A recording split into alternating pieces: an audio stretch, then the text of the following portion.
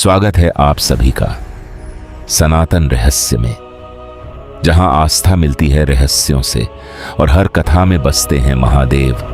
हर हर महादेव। सोमनाथ ज्योतिर्लिंग से शुरू हुई ये पावन यात्रा मल्लिकार्जुन ज्योतिर्लिंग की पवित्र भूमि को छूते हुए महाकालेश्वर ज्योतिर्लिंग में भयमुक्त होकर और ओंकारेश्वर ज्योतिर्लिंग के रहस्यों को समझते हुए अब पहुंच चुकी है हिमालय की गोद में, जहां विराजमान है केदारनाथ धाम। ऊंचे ऊंचे बर्फ से ढके पहाड़, ठंडी हवाएं और हर तरफ गूंजता हर हर महादेव। यहां आकर लगता है जैसे समय थम गया हो। पौराणिक कथा, महाभारत के युद्ध के बाद पांडव अपने पापों से मुक्ति चाहते थे, इसलिए वो भगवान शिव को ढूंढने निकले, लेकिन शिव उनसे नाराज थे और हिमालय में आकर छिप गए। पांडव उनका पीछा करते करते केदार क्षेत्र तक पहुंच गए। तभी भगवान शिव ने स्वयं को बैल नंदी के रूप में छिपा लिया। भीम को शक हुआ। उन्होंने उस बैल को पकड़ने की कोशिश की और तभी वो बैल जमीन में समाने लगा। भीम ने उसकी पीठ पकड़ ली और उसी स्थान पर प्रकट हुआ केदारनाथ ज्योतिर्लिंग, पंच केदार। पूरी जानकारी।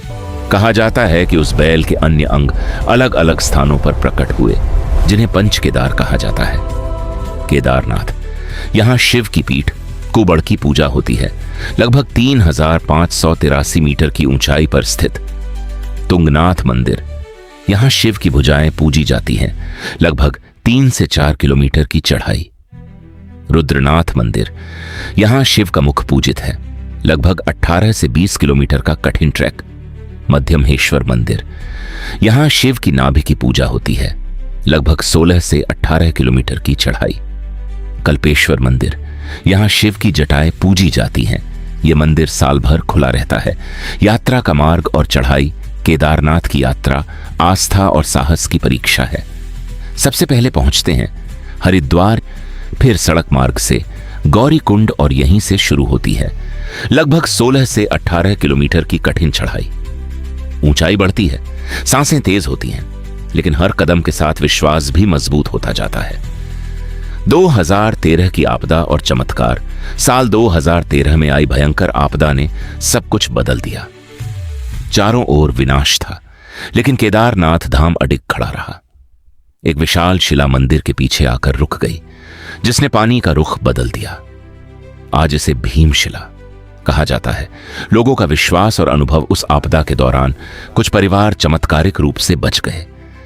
उनका कहना है कि जब कोई रास्ता नहीं था, तब किसी अदृश्य शक्ति ने उनकी रक्षा की, और वो शक्ति महादेव ही थे।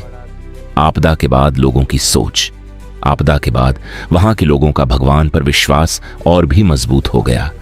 उन्होंने बहुत कुछ खोया, लेकिन आस्था नहीं खोई। आज भी वे कहते हैं, जो हुआ वो महादेव की इच्छा, और जो बचा वो उनकी कृपा। उन्होंने फिर से खुद को संभाला और जीवन में आगे बढ़े। केदारनाथ केवल एक मंदिर नहीं है, ये विश्वास है, ये आस्था है। अब आगे हम बढ़ेंगे अगले ज्योतिर्लिंग की ओर।